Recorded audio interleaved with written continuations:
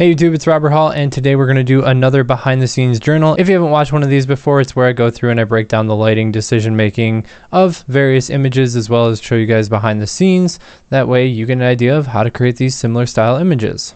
My channel is sponsored by Adorama, which buys me the time to create these type of videos without the influence from any specific camera brand. I personally shop at Adorama for their great deals on a wide selection of products, as well as their support of those products down the road. So if any of the gear that I talk about in this video you might be interested in, you can find links to that in the description below. All the portraits today were captured at a place called the Edsel Ford Mansion, and they were during a workshop that I helped teach. And the Edsel Ford Mansion is just a wonderful location because it's a really cool combination of architecture and beautiful landscaping. And at this time of year, this was all done in mid-May. The trees are in bloom, which just makes it even better. So all the images that we're going over today are of models that came and did the workshop with us. Sorry if I'm freaking out. My lighting keeps on tipping over because something's stripped. So I'll be bouncing back and forth between Photoshop and Lightroom here, because in Photoshop I have the final images, whereas in Lightroom I have some of the more behind the scenes stuff. So these first two images both were captured with the Sigma 105mm f1.4. I wanted a really rapid fall off, which is why we're going after a 105mm lens, but I didn't use the widest aperture. I shot these at like f2, f2.2, just because when I first shot and tested it at their widest aperture, it didn't really have the detail that I wanted. Like, it drifted out of focus too fast, but just a little bit kind of made all of this really stand out. Basically, I wanted all these flowers that were immediately surrounding the subject to be sharp. And while both of the ones that you see here are in color, I think when I was taking this photo, I was thinking more so in like the black and white sphere, because I just really like how there's all these really nice bright details and then it quickly falls into black, which just looks really cool, really pops out nicely. Now I still need to go in here and do like a dramatic retouch if I want to actually, you know, push this one out in black and white, but in color it looks really clean without, you know, any adjustments to all these spots in the background. I just think it'd be a really cool high contrast image. It's just going to take a lot of retouching to get it there. In terms of the lighting, 60-inch Glow EZ-Lock Quick Octa, so it's not the same as the other more common EZ-Locks like the Beauty Dish or the Deep Parabolic. It's like a whole version all its own. It's only an octa instead of a 16-sided softbox. So that's what gave the light. And if you notice, I've got it higher than the subject so that our light is actually falling evenly on all of these flowers up here. You can see this one spot right here that got lit up because it sticks out and it's a little bit closer to the light source than anything else, but I just wanted that light to really evenly light up a pretty big space while being close, and then having that rapid fall off, which is why we chose such a massive softbox there. Before that, we just kind of had her in there with no lighting, and as you can see, it just doesn't really look anywhere near the same. Like, she doesn't stand out. She's too balanced with the background.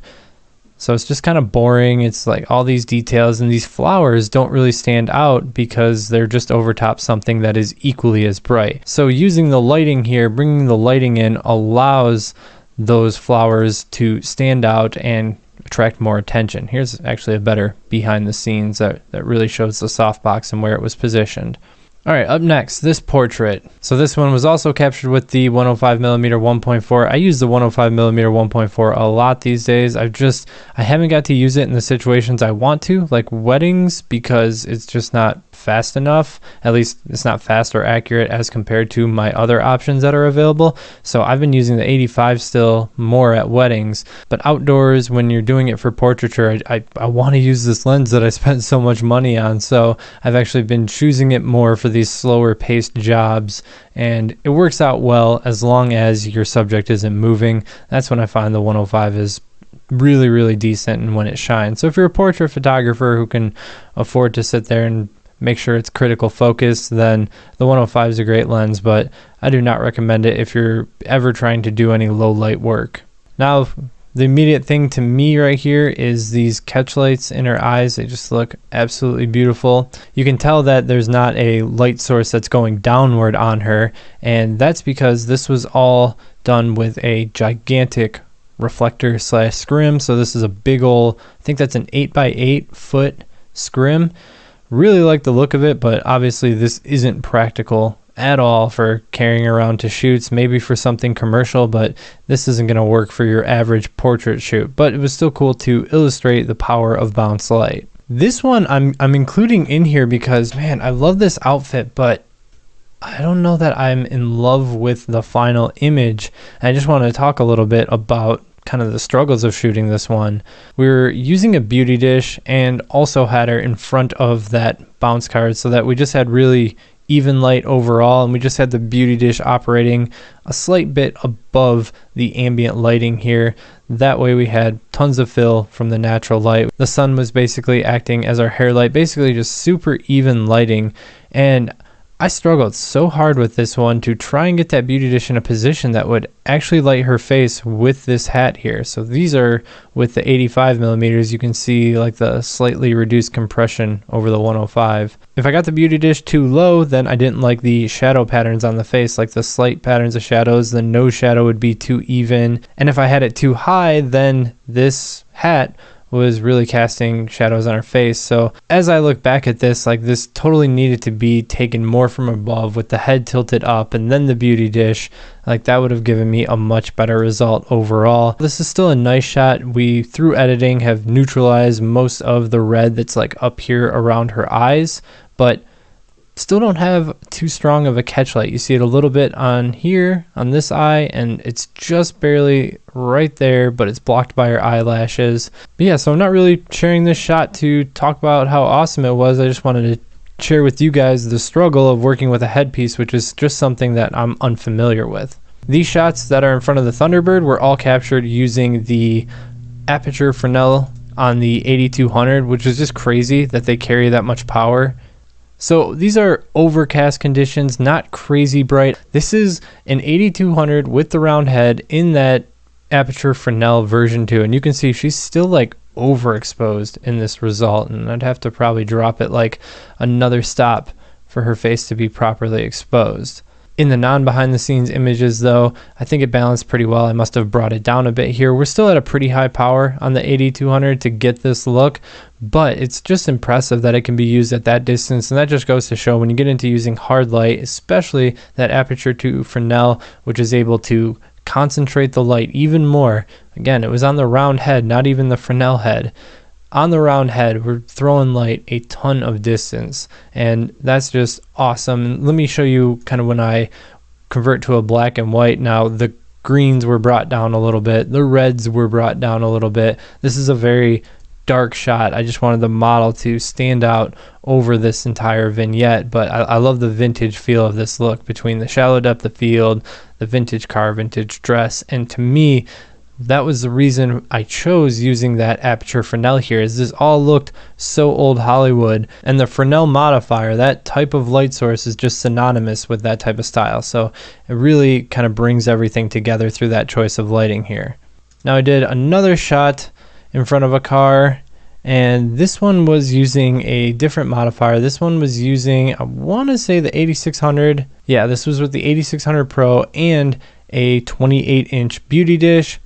No grid with the diffusion, and basically I had to bring this whole dark side of the car as well as the model. I wanted all that to kind of balance with the background light. So if we flip over to the behind the scenes here, here's kind of the image. We want to make this part stand out more, but I wanted to do it without any big gaudy specular highlights. So if I brought a big soft light really close in that car there and tried to light the model with it, it's just going to show up in the reflection of the car. So we got to use some distance here. We're still going to get a little bit of a catch light, some position. In this image, you can see that's where the beauty dish reflected from the car paint. But in the final image, because I took such a steep angle, the only place you see a reflection is right here. This little light. I believe that's the beauty dish, because if you look, these are like highlights from the sky, and they're just not as bright. So we've got everything dropped down in exposure, and this is a highlight from the beauty dish. But that's my way of lighting a model and a little bit of this side of the car without getting a gigantic reflection in the car. You can see her dress reflecting in the car right here. So imagine if we had a softbox just out of frame over here, we're going to have a massive reflection right here, which is just going to be really distracting. All right, so with this one, this is actually all natural light, then just edited. There's some other photographers attending the workshop that are actually hiding right over there. But this was actually done with the 50mm 1.4, and I just want to say why I kind of switched to the 50mm for this type of shot as opposed to sticking with something more traditional for portraits like the 85 and the 105. When I switch to this, you'll notice that it feels a little bit more intimate. It feels a little bit more pulled in. And that's because when you get closer with a wider angle lens, it's not really a wide angle, but a 50 is wider than an 85 or a 105, that compression elements, because there's more distortion and less compression because you're getting closer to your subject, just feels a little bit more intimate. So I really liked how getting close with that 50mm lens worked out for this shot, and it just wouldn't have had the same soul if you had a 105 or an 85. Love that Zeiss 50mm 1.4. I swear it made me a believer in 50 again. I hadn't been using a 50mm for 4 or 5 years until I got that one. All right, this last shot is a bokeh panoramic, as some people call it. I don't know. I call it a Brenizer because Ryan Brenizer is the one who made this technique popular.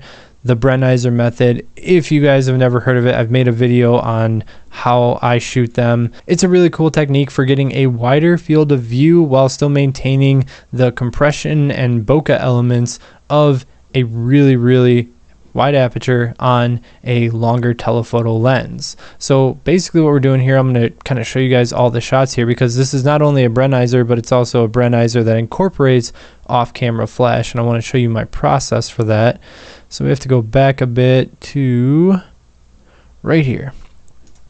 So I think that's actual image that I use. So this is the first time that I used the 105mm for a Brenizer. Just wanted to kind of see how that looks. I know that my personal preference is that I like how the 85mm 1.4 really works for Brenizers more than a longer lens with a more narrow aperture. So I tried out like the 70-200, 200mm 2.8 versus 85mm 1.4, and I really liked how the 85 fared over the 70-200. So I knew that 105mm at a wide aperture is going to be just as ridiculous, if not more so, than the 85.